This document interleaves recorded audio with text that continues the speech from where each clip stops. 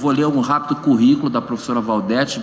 Não haveria necessidade, porque todos nós conhecemos, né, a excelência, né, da atividade judicante dela, da atividade acadêmica, mas o protocolo, né, determina que eu faça essa breve apresentação. A professora Valdete Souto Severo é doutora em Direito do Trabalho pela USP, mestre em Direitos Fundamentais pela PUC do Rio Grande do Sul, pesquisadora do Grupo de Pesquisa e Capital da USP, professora, coordenadora e diretora da Fundação Escola da Magistratura do Trabalho do Rio Grande do Sul, especialista em Processo Civil pela Unicinos, especialista em Direito do Trabalho, Processo do Trabalho e Direito Previdenciário pela Unisc, Master em Direito do Trabalho, Direito Sindical e Previdência Social pela Universidade Europeia de Roma, especialista em Direito do Trabalho e Previdência Social pela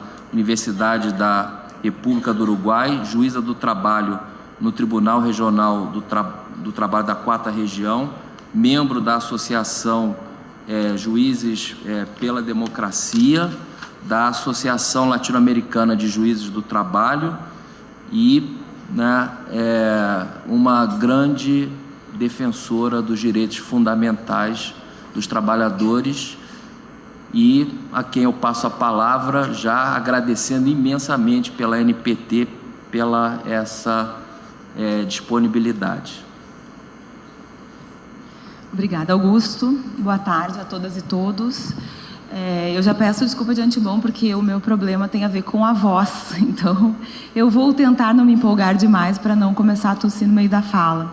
E até quero agradecer não só o convite, a acolhida e as palavras carinhosas do meu querido amigo Ângelo Fabiano, mas também porque eu fui trazida do aeroporto por um motorista terceirizado, que é o senhor Rogério, e ele fez questão de comprar uma balinha de menta, porque ele viu que eu comecei a tossir e não parei. E quando eu vi, ele já estava com a bala de menta na mão para eu trazer, para usar se precisar durante a fala. Então, eu quero fazer esse agradecimento público ao senhor Rogério, depois se puder passar. Bom, e com isso eu começo. Eu fui convidada para estar aqui com vocês hoje para falar sobre um tema com o título Proteção Social e Democracia em Cenário de Desigualdade. E aí, para preparar a fala e pensar sobre o que dizer a vocês num momento tão complicado como esse que a gente está vivendo, é tão difícil fazer uma abordagem como essa, porque o título abrange questões que são fundamentais e que exigiriam horas e horas de conversa. E fiquei pensando assim, em 3 perguntas fundamentais para abordar o tema. Primeiro, a gente precisa saber se democracia e capitalismo são aliados, como nos dizem que são. A gente tem uma formação e uma tendência a pensar que quando falamos em sistema capitalista de produção, estamos necessariamente falando em uma realidade democrática. E nada é mais equivocado do que isso. Porque ao longo dos últimos séculos nos demonstra, na história dos países capitalistas ocidentais, que o capitalismo se dá muito bem com regimes autoritários. Nosso é um exemplo muito claro. Nós temos no Brasil poucos episódios de democracia em meio a muitas décadas de escravidão e ditadura. Então, eles não são aliados. E falar, portanto, em democracia e proteção de direitos fundamentais implica saber que tipo de capitalismo a gente quer para o nosso país. Um capitalismo que, de alguma maneira, se alie a uma lógica democrática, que, portanto, se comprometa em ser minimamente inclusivo, ou um capitalismo predatório. E parece que esse é o mote da discussão que nós temos que fazer no Brasil de 2019, especialmente pelas opções que fizemos no último pleito eleitoral. A segunda questão é, se há capitalismo sem desigualdade social? Porque, vejam, o título proposto é Proteção Social e Democracia em Cenário de Desigualdade. Nós não temos um cenário no Brasil que não seja de desigualdade, nunca tivemos. Nós tivemos períodos em que essa desigualdade foi um pouco reduzida. Muito pouco reduzida. Portanto, a proteção social lida com a desigualdade como se ela fosse uma questão insuperável. Vejam, se a gente olhar nossa Constituição de 88, que tem um preâmbulo e primeiros capítulos, primeiros artigos, dizendo, afinal de contas, o que nós nos propomos como sociedade a partir da abertura democrática, nós vamos ver lá que nós temos como objetivo a redução das desigualdades sociais, não a eliminação das desigualdades sociais. Porque não existe país capitalista sem desigualdade. Porque capitalismo não é para todo mundo. Porque o capitalismo depende de que haja pessoas que nunca vão conseguir ter casa onde morar ou ter emprego. E se a gente não entender isso, a gente não vai entender, em primeiro lugar, qual é o limite dos direitos sociais. Nós estamos hoje, tanto o Ministério Público do Trabalho quanto a Justiça do Trabalho, lutando para manter direitos sociais que sequer tocam na realidade de que o nosso sistema capitalista é absolutamente desigual e produz cada vez maior desigualdade. Isso não significa dizer que nós devamos parar de lutar por direitos sociais, mas nós precisamos compreender os seus limites e precisamos compreender que talvez hoje ou daqui a algum tempo, ou até aproveitar essa crise que nós estamos vivendo para começar a construir essa racionalidade de que esse horizonte dos direitos sociais é um horizonte limitado, que não vai dar conta dos problemas que a gente tem que enfrentar e dos problemas que, no caso do Brasil, a gente já está enfrentando. Nós precisamos pensar para além desse modelo de sociedade que nós temos. E a terceira pergunta é se há democracia sem proteção social. Porque nós temos uma proposta de governo que está nos dizendo isso, que nós vamos continuar sendo um país democrático, que não vai haver nenhum abalo à Constituição. Aliás, aprovaram uma reforma trabalhista em 2017, dizendo toda hora, o tempo inteiro, que não havia nenhuma ofensa à Constituição de 88, nenhuma fragilização da nossa realidade democrática. Quando nós estávamos num governo de exceção, que havia tirado uma presidente do governo sem sequer ter a audácia de imputar-lhe verdadeiramente um crime político, porque ela não perdeu os direitos políticos, e não perdeu porque se sabia que não era disso que se tratava ao tirá-la do poder, com um regime de exceção que fez reformas sem nenhuma discussão pública, num congresso a portas fechadas, e que nem dá para chamar de reforma, na verdade, né? Uma descostura da legislação trabalhista que hoje está sendo sentida e que mereceu essa semana uma capa da Veja dizendo novamente que aumentou o número de desempregados no país, quando a promessa era justamente de que nós íamos combater o desemprego com a retirada de direitos sociais, mas o tempo todo nós ouvimos da mídia oficial que há democracia no país. Tanto assim que fizemos uma eleição ano passado e elegemos os nossos representantes. A grande questão é, a partir desse momento que nós elegemos esses nossos representantes, não apenas o discurso do desmanche se instaurou como discurso oficial, como ele foi potencializado. A gente estava conversando antes, eu e o Helder, e dizíamos, a reforma do Temer para a Previdência não é ousada como a que está agora na PEC 6. Ousada no sentido de retirar direitos e impedir concretamente que as pessoas sobrevivam com dignidade.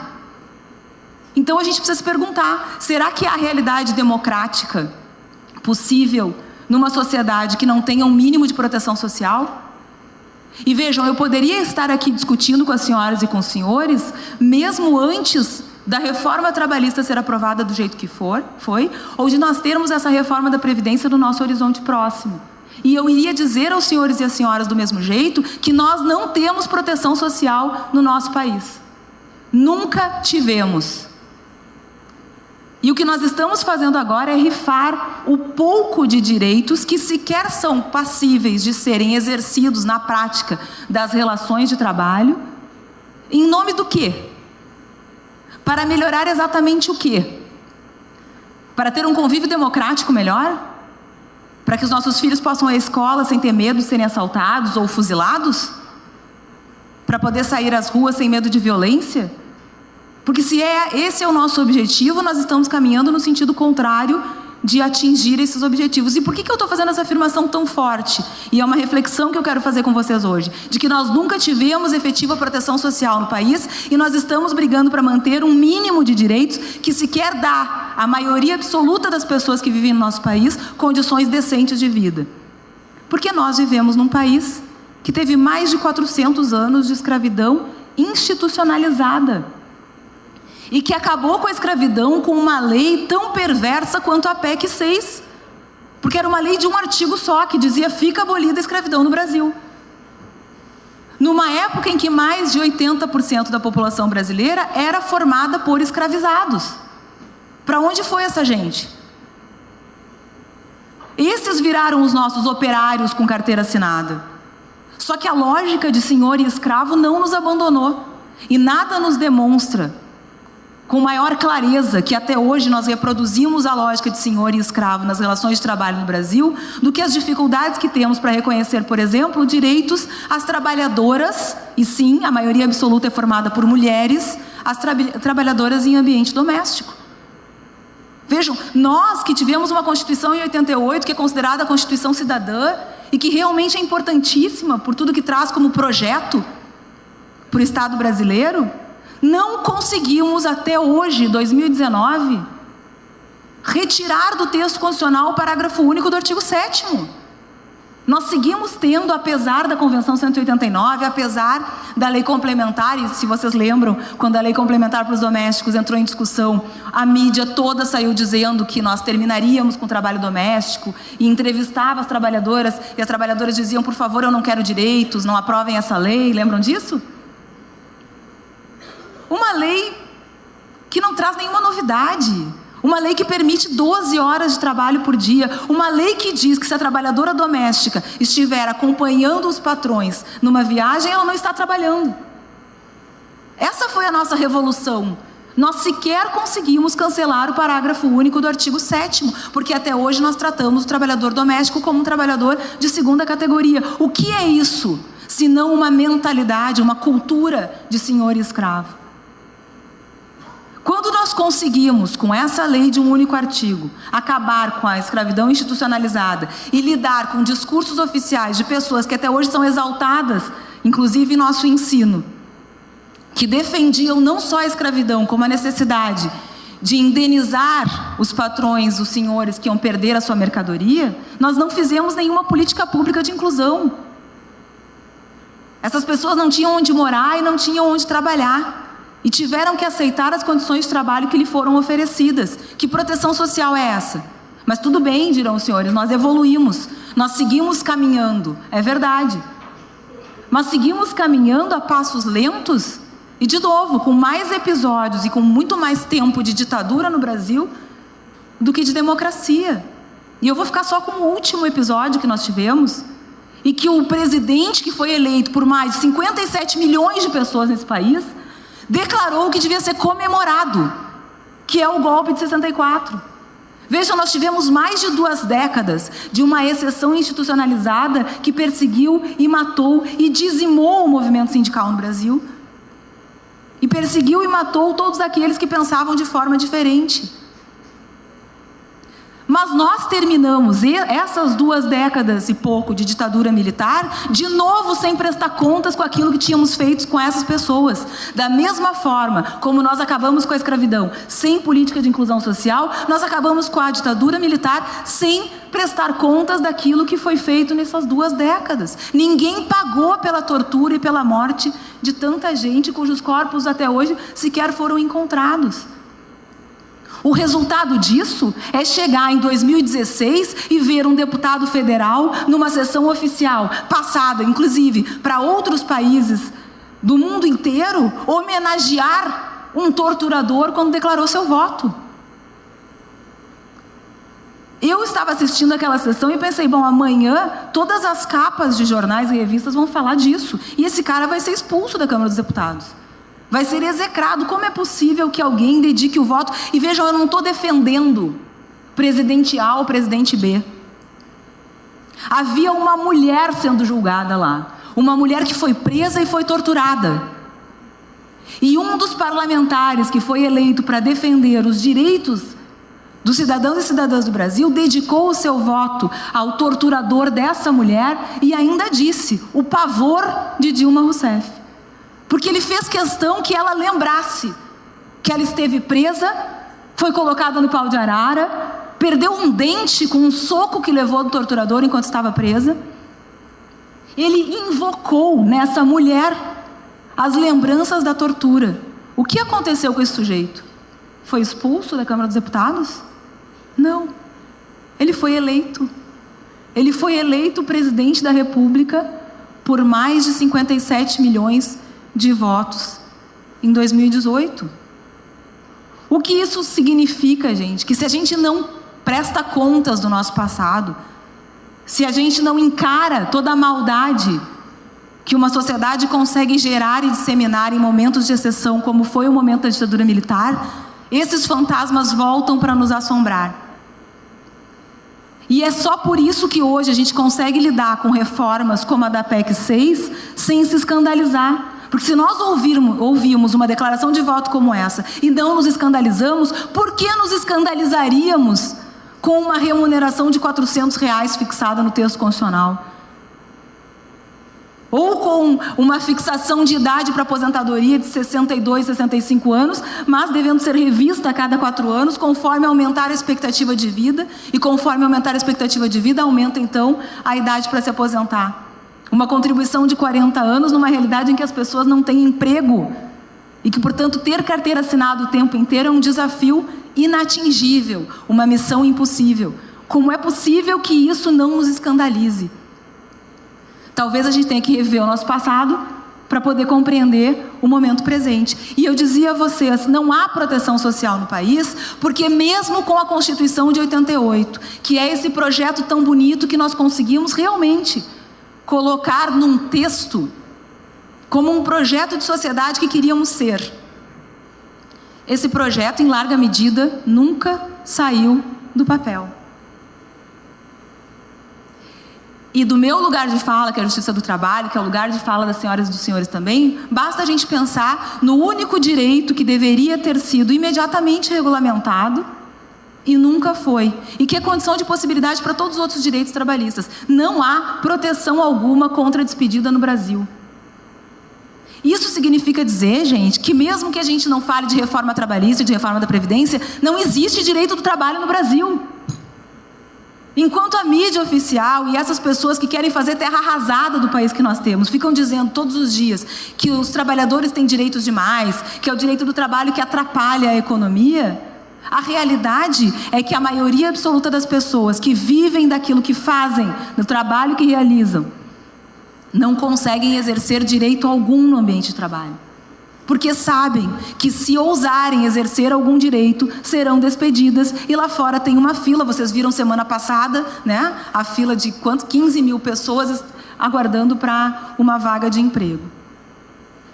Então nós estamos falando do quê? De que proteção social nós estamos falando? E o que nós fizemos para transformar isso em realidade? Vejam, o desmanche desse pouco de democracia que nós tentamos começar a construir no Brasil a partir de 88, começa já em 89. A Constituição mal foi publicada e nós já tínhamos uma onda liberal nos atingindo em cheio. E vocês sabem muito bem disso, a década de 90 foi considerada a década mais liberal do século 20. A gente já sabe mais ou menos, ou pelo menos a gente, né, até agora intui qual vai ser a década mais liberal de todas do século 21, porque estamos vivendo essa década agora. Na década de 90, e a reflexão que eu quero fazer com as senhoras e com os senhores é uma reflexão que eu tenho feito todos os dias. A pergunta final, a pergunta essencial dessa discussão é: o que eu fiz para contribuir para que nós chegássemos até aqui? Porque vejam só, na década de 90, toda essa onda liberal que atinge o direito do trabalho foi em larga medida sustentada, viabilizada por aqueles que trabalhavam diretamente com o direito do trabalho. E falo especialmente do meu lugar de fala, pelos juízes do trabalho. Porque se nós olharmos para a década de 90 e tivermos que apontar quais foram os maiores desmanches para a classe trabalhadora naquele ano, nós vamos localizar lá a lei que instituiu o banco de horas e que os juízes passaram a aplicar como se fosse a coisa mais normal do mundo, que o tempo de vida ficasse à disposição do empregador, sem que o empregado tivesse nenhuma condição de efetuar a medida dessa troca e de receber pela quantidade de horas que estava colocando à disposição do empregador, e a súmula 331. O próprio Poder Judiciário Trabalhista instituiu a possibilidade de terceirização lá onde a legislação a proibia.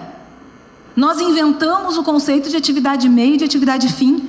Nós inventamos o conceito de responsabilidade subsidiária. E a partir daí, nós começamos a eliminar os concursos públicos. Não é o Paulo Guedes que vai acabar com o concurso público. Nós já estávamos acabando com os concursos públicos desde o momento em que admitimos que pudesse terceirizar qualquer coisa Porque não há e nunca houve uma definição muito clara do que separa o que é uma atividade fim de uma atividade meio. Passamos pela década de 90 e sobrevivemos a duras penas, porque como agora, na década de 90, vocês lembram muito bem, nós já tínhamos a ameaça de extinção da Justiça do Trabalho, que só não foi levada a cabo porque a Justiça do Trabalho tomou para si a tarefa de cobrar contribuições previdenciárias. Nós passamos a cobrar tributos para o governo para justificar assim a nossa existência. E foi apenas isso que garantiu que nós sobrevivêssemos. Mas essa onda que nos atinge na década de 90 nunca refreou. E no nosso país a gente nota muito claramente que se nós tivermos uma melhora, uma maior conscientização da necessidade de efetivar direitos sociais no início do século XXI, mesmo assim não ousamos tirar do papel direitos como o da garantia contra a despedida, que está lá no inciso 1 do artigo 7º, a segunda década do século XXI nos atingiu em cheio novamente. Sempre por crise do capital, sempre porque, sei lá, deu a bolha imobiliária, não importa, capital é crise. Isso não é o que nos importa. A gente já sabe que o sistema não é para todo mundo, a gente já sabe que o sistema se desenvolve através de ciclos de crises mais críticas ou menos críticas. O que a gente precisa saber é o que nós estamos fazendo e o que nós fizemos nos momentos em que essas crises não eram agudas, para que o direito do trabalho realmente saísse do papel para a prática de vida das pessoas que dependem do trabalho para sobreviver. E eu digo às senhoras e senhores, fizemos muito pouco. Porque em 2013, quando a insatisfação das pessoas atinge as ruas, a reação de um governo que era tido como um governo de esquerda, que foi uma grande esperança de desenvolvimento do nosso país, foi a repressão brutal a esses movimentos sociais. Eu fazia doutorado na USP aqui em 2013, então eu pude assistir a forma como os estudantes e as pessoas que estavam na rua eram tratadas pela polícia ali no Largo São Francisco quando faziam os movimentos sociais. É claro que isso logo mudou, né? Até porque os movimentos mudaram de face. Os movimentos sociais, que eram, a gente via estudantes nas ruas, movimentos LGBT, o movimento das mulheres, o movimento dos negros, reivindicando pautas específicas, daqui a pouco virou algo com a camisa verde e amarela, no domingo, lá em Porto Alegre, é no Parcão, que é o parque mais chique da cidade, era onde eles se encontravam. E aí a mídia mudou a forma de enxergar os movimentos, a polícia mudou a forma de enxergar os movimentos, da hostilização passou à exaltação, tomou a pauta dos movimentos sociais e disse, não, o que eles querem é retirar a presidente do poder. E esse virou o discurso oficial e nós embarcamos nesse discurso. Todos nós embarcamos nesse discurso, porque esse foi o discurso vencedor. E quando a presidenta foi tirada do poder, não houve reação social alguma. Enquanto isso, os direitos trabalhistas continuavam sendo desmanchados. E não estou salvando ninguém aqui, porque vocês lembram também muito bem que o primeiro ato do segundo mandato da presidenta Dilma foi retirar direitos trabalhistas. Entre eles, dobrar o prazo para poder obter o seguro-desemprego. A questão é, hoje, mais do que antes, nós temos uma realidade em que o direito do trabalho não consegue ser efetivado. Só que mais do que não ser efetivado, ele está na berlinda. A reforma trabalhista, que também passou sem nenhuma reação popular efetiva, porque estava todo mundo discutindo o bode na sala, né? Vai ter imposto sindical, não vai ter imposto sindical, e enquanto isso, um pacote de mais de 200 alterações na CLT foi aprovado. Hoje a gente tem pela frente algo muito pior, que é a tal da PEC 6. Mas não é só a PEC 6. Na verdade, a gente está lidando agora com dois problemas centrais. Por um lado, esse pacote de desmanches de direitos sociais que sequer são efetivados e que também não são novidade desse governo, porque vem já dos governos anteriores, numa lógica de Estado mínimo, e é por isso que eu falei na súmula 331, porque a terceirização faz parte desse pacote de Estado mínimo, de um Estado em que não há lugar para a existência de servidores públicos, não há lugar para a saúde pública, para a moradia popular, tudo tem que ser individualizado. Só que ao lado dessa pauta ultraliberal, a gente vai ter que lidar com uma pauta conservadora também em relação aos costumes. Vocês devem ter ouvido a fala, por exemplo, da ministra da Educação, da ministra da Mulher. Eu tenho um bloqueio mental de falar que nós temos em 2019 o Ministério da Mulher. Mas enfim, vocês ouviram a fala da ministra da Mulher no dia 8 de março. Ela disse textualmente que só há violência contra a mulher Porque algumas ideologias fazem as mulheres acreditarem que elas são iguais aos homens, e se elas são iguais aos homens, elas podem apanhar. Vocês começando, homem pode apanhar? Igualdade jurídica é igualdade física? Do que ela está falando? Mas não há uma indignação suficiente com um tal discurso. E aí a gente tem um presidente que manda comemorar o 31 de março. A gente vai esperar mais o quê? O que mais falta acontecer no nosso país para a gente se dar conta que não dá mais para ficarmos calados, olhando todas as instituições que nós conhecemos se desmancharem na nossa frente, seguindo as nossas vidas como se nada tivesse acontecendo. Está acontecendo. Nós estamos vivenciando um momento de desestruturação completa daquilo que nós conhecíamos como sólido até bem pouco tempo atrás. Podem reparar, os sindicatos estão fechando as portas, não conseguem mais dar conta de tamanho ataque que vem sofrendo por parte do governo, não conseguem recuperar a sua base, porque já haviam se distanciado da base há muito tempo, isso também é verdade. As nossas instituições democráticas não sabem mais a que vieram, e a gente pode pegar como exemplo o que vem fazendo o STF com os direitos sociais. E não é de hoje, e é bem curioso, se vocês forem olhar, nós fizemos uma pesquisa esses tempos, que foi muito curioso perceber que até 2011, 2012, o STF considerava a pauta trabalhista como ofensa apenas indireta à Constituição, e não aceitava discutir questões trabalhistas. De 2012, 2013 em diante, o STF começa a discutir pauta trabalhista como ofensa direta à Constituição. Mas não porque se preocupou em proteger o direito do trabalho, mas sim porque foi um agente determinante do desmanche que aconteceu no direito do trabalho em 2017. Vejam, a gente não pode sequer dizer que a reforma trabalhista é culpa do Temer. Porque enquanto a reforma trabalhista tramitava, o meu Tribunal do Rio Grande do Sul, por exemplo, publicou súmula dizendo que é possível trabalhar 12 horas por dia com supressão de intervalo. Que é algo que a reforma depois vai disciplinar. E que é algo que a gente naturaliza como se fosse uma coisa absolutamente normal. Que um ser humano trabalhe 12 horas por dia sem intervalo. Pensem, gente. Essa pessoa tem que se deslocar da casa para o trabalho. Trabalhar 12 horas sem intervalo significa fazê-la estar no mínimo 14 ou 15 horas só em função do trabalho. Quando na maioria dos casos as pessoas não trabalham naquilo que gostam como nós. Nós somos privilegiados, nós podemos escolher a profissão que nós temos. A maioria das pessoas no Brasil não consegue escolher. Tem que trabalhar naquilo que pode trabalhar para sobreviver.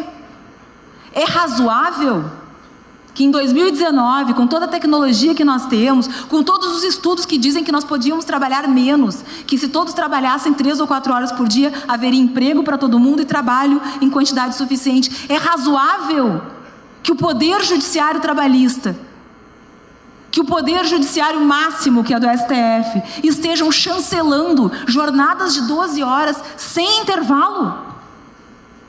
E pensem onde essas jornadas são mais praticadas. Na área da saúde, na área da segurança. Pessoas que trabalham com arma de fogo, pessoas que cuidam da nossa saúde, em ambientes hospitalares. São essas pessoas que estão pela reforma trabalhista, mas que já estavam pela jurisprudência majoritária trabalhista, sujeitas a jornadas de 12 horas, com a possibilidade de não terem intervalo algum durante esse período. Foi o STF que disse, por exemplo, que servidor público não pode fazer greve. E não falou isso de forma figurada, falou isso com todas as letras, em 2, 3, 4 decisões.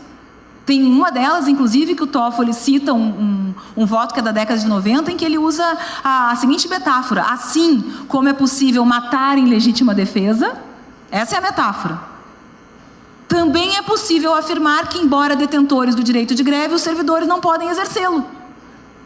Vejam que legal. Então a gente tem uma Constituição que diz que a greve é um direito fundamental, mas na prática, greve voltou a ser caso de polícia. Nós temos uma decisão super recente do STF dizendo que não é possível greve de solidariedade. Mas me digam aonde na Constituição brasileira está proibida a greve de solidariedade.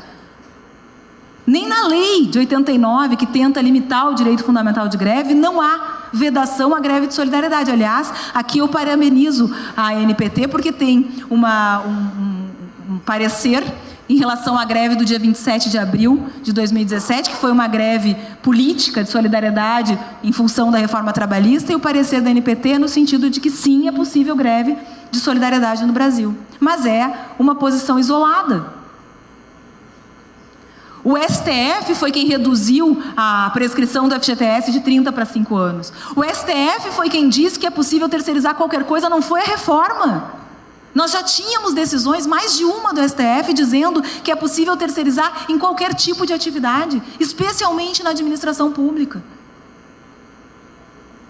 E nós, com a nossa formação tecnicista, acadêmica, fomos forjados, ensinados a obedecer o STF, não é isso? A obedecer os tribunais superiores. Tem decisão do STF, a gente não fala mais no assunto. E enquanto nós estamos agindo desse modo, a nossa Constituição está sendo destruída.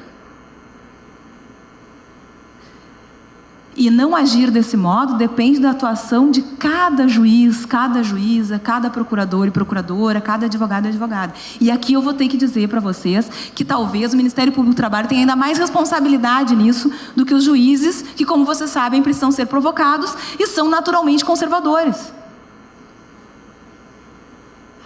E eu sei que é uma exceção, mas quando eu vejo, por exemplo, numa sala de audiência, de um lado, um procurador do Ministério do Trabalho, do outro lado, o sindicato, e a ação é contra um fundo de greve que o sindicato criou, alguma coisa está muito errada na instituição ou nas instituições. Nós precisamos revisar a nossa formação e a forma como a gente enxerga o nosso trabalho, porque é o nosso trabalho que viabiliza os direitos sociais. E somos nós, juízes e procuradores, que estamos aceitando esse desmanche sem uma capacidade de reação e de indignação suficiente para dar conta de tudo que está acontecendo no nosso país. E se passar a PEC 6, nós vamos sair dizendo que está tudo certo? E vamos permitir que uma lei institua um regime de capitalização que vai acabar com o sistema de seguridade no Brasil? E aí, quem puder trocar força de trabalho por remuneração, que forme o seu próprio fundo de aposentadoria. Mas e quem nasce sem possibilidade de vender a força de trabalho? Faz o quê? Morre como indigente? É nessa sociedade que a gente quer viver? Bom, mas aí nós precisamos pensar se há o que fazer. Porque apresentar diagnóstico é muito fácil. Eu tenho certeza que eu não disse nenhuma novidade para vocês até agora. Todos nós sabemos disso. Todos nós estamos sofrendo isso. A questão é, o que nós vamos fazer com isso? Porque nós estamos cansados. Tenho certeza que as senhoras e os senhores também. De ouvir todos os dias a notícia. Porque vocês podem reparar, a gente tem 3 meses de governo, né? Nada foi criado até agora. Nada foi construído, nada foi melhorado, é só assim, extinguiram não sei o quê. Tem uma resolução dizendo que não precisa mais não sei qual matéria no ensino fundamental. Agora eles vão retirar as pessoas, extinguiram 21 mil vagas no Poder Executivo Federal, vocês viram isso, né? Ou seja, é só extinção, redução, destruição. Nós estamos exaustos, mas nós precisamos fazer alguma coisa, porque isso é processo histórico. Nós estamos vivendo um processo histórico e o capitalismo está gritando para nós, não dá mais. Essa forma de sociedade que nós temos, que não é para todo mundo, que destrói a natureza, que transforma as pessoas em coisa, já não dá mais conta. Sequer para os incluídos, que são um número cada vez menor de pessoas. Se nós não reagirmos a isso, nós não vamos deixar futuro algum para as próximas gerações. E eu sei que esse quadro pode parecer meio desesperador, mas eu quero dizer a vocês que eu sou uma otimista patológica. Tenho dito isso, até porque ser otimista hoje no Brasil só pode ser uma patologia, né? Não tem outra explicação. Mas eu sou otimista. Não acho que seja totalmente ruim que nós estejamos vivendo um momento em que as instituições estão se desmanchando. Porque esse é o momento de mudança. Nenhum momento é melhor para a mudança do que quando a gente já percebeu, e a psicanálise nos ensina isso, né? Quando é que a gente consegue mudar? Quando a gente já se deu conta de que o que a gente tem já não nos satisfaz mais. Quando a gente está nesse não lugar. O que a gente tinha não serve mais, a gente já sabe. Os sindicatos não estão conseguindo exercer o seu papel, as instituições não estão exercendo o seu papel, não há divisão de poderes há muito tempo, e não é só no Brasil, no mundo capitalista em geral. Então nós já sabemos o que não funciona. O que nós precisamos agora é construir o novo. E vejam que essa é uma tarefa histórica importante.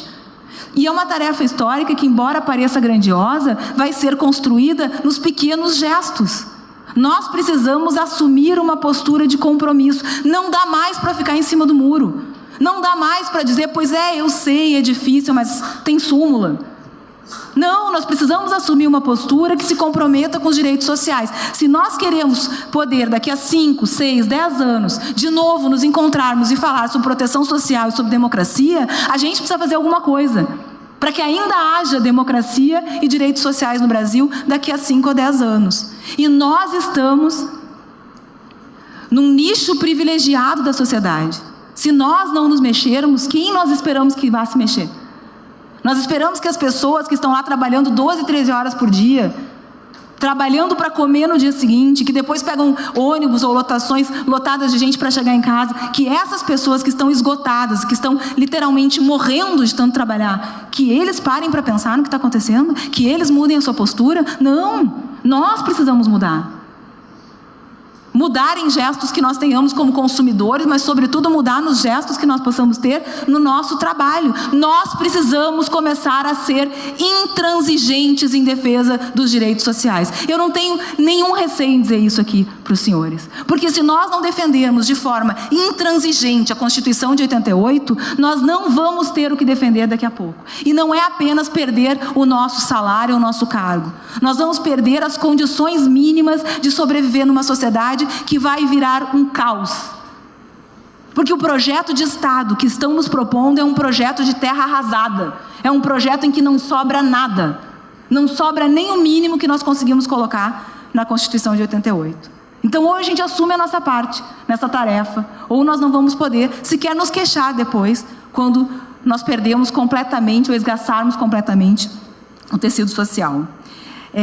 Eu acho que nós temos, assim, gente, que recuperar a nossa capacidade de indignação. A gente não pode ouvir coisas como essas que estão sendo ditas. A gente não pode ouvir, por exemplo, o governo dizer que a reforma da Previdência vai ser feita para economizarmos R$1 trilhão, sem questionar a esse governo para onde vai esse R$1 trilhão. Porque, afinal de contas, nós engolimos também a PEC 95, a Emenda Constitucional 95, que era a chamada PEC do fim do mundo, que congelou os gastos com tudo que é social. Então, esse governo que aí está, se não retirar da Constituição a Emenda Constitucional 95, não vai ter como aplicar a suposta redução econômica que vai fazer com a Previdência Social em qualquer coisa que diga com moradia, saúde, educação. Vai aplicar onde? Esse dinheiro vai para quem? Eu não estou vendo esse debate ser feito. Eu não estou vendo as instituições terem coragem de dizer, afinal de contas, para que elas servem. Nós falávamos sobre isso antes também. Lá no meu tribunal, a Justiça do Trabalho, a Associação dos Juízes do Trabalho, está fazendo uma campanha de defesa da sobrevivência da Justiça do Trabalho. Só que o principal mote dessa campanha é mostrar para os empresários como os juízes do trabalho julgam ações improcedentes. Eles, inclusive, divulgaram a quantidade percentual de ações improcedentes e fazem veiculações dizendo que, afinal de contas, a Justiça do Trabalho não é tão ruim assim, ela até que é boazinha para os empregadores. Será que é esse o nosso papel? É assim que a gente vai defender as nossas instituições? A gente precisa saber, afinal de contas, nós todos aqui nessa sala optamos por fazer parte de uma instituição pública cuja razão de existência é a efetividade dos direitos trabalhistas. Então, se não for para defender direito trabalhista, que vá fazer qualquer outra coisa. Existem varas empresariais, não existem? É só ser juiz empresarial. E aí vai defender o empregador, não tem problema nenhum, isso faz parte do jogo. Mas a Justiça do Trabalho não serve para isso. O Ministério Público do Trabalho não serve para isso. Se não for para erradicar trabalho escravo, se não for para erradicar trabalho infantil, se não for para fazer com que os direitos dos trabalhadores e trabalhadoras saiam do papel para a realidade da vida dessa gente, nós realmente não temos razão para existir. E é tão difícil lidar com isso, porque nós estamos sofrendo um ataque, que talvez pudesse até ser classificado como um assédio institucional, que vem de todos os lados. O Ministério Público do Trabalho, como a Justiça do Trabalho, está sofrendo cortes de orçamento, redução das suas possibilidades de atuação, que estão comprometendo essa nossa missão institucional. Mas não tem problema, nós ainda estamos aqui. E se nós estamos reunidos para pensar sobre isso, é porque nós ainda acreditamos que há a possibilidade de fazer o nosso trabalho com dignidade, com decência, com indignação e com radicalidade. Porque sem radicalidade, repito aos senhores e às senhoras, nós não vamos durar mais uma década. E nós temos responsabilidade pelas gerações que nos sucedem. Falávamos também no almoço sobre a melancolia que tem atingido tantos dos guerreiros e guerreiras que estão juntos nessa luta por direitos sociais, que nunca foi uma luta fácil. Nunca foi, o direito social nunca foi algo que os governos de esquerda, de direita, que fossem, dissessem que bom, queremos que todos tenham igualdade, por uma razão muito simples. Porque o sistema em que nós escolhemos viver não é para todo mundo, ele se baseia na desigualdade. Mas falávamos, muitos dos nossos companheiros e companheiras de luta estão melancólicos, não conseguem reagir. Quero dizer às senhoras e aos senhores, nós não temos esse direito hoje. E talvez, verdade, a nossa geração não veja o resultado de uma mudança de rumo que nos leve de volta a um caminho minimamente decente de convívio social. Não importa. Ainda assim, nós temos o dever de assumir esse compromisso histórico e de lutar para que as gerações futuras não leguem de nós um Brasil completamente destruído. Muito obrigada pela atenção de vocês.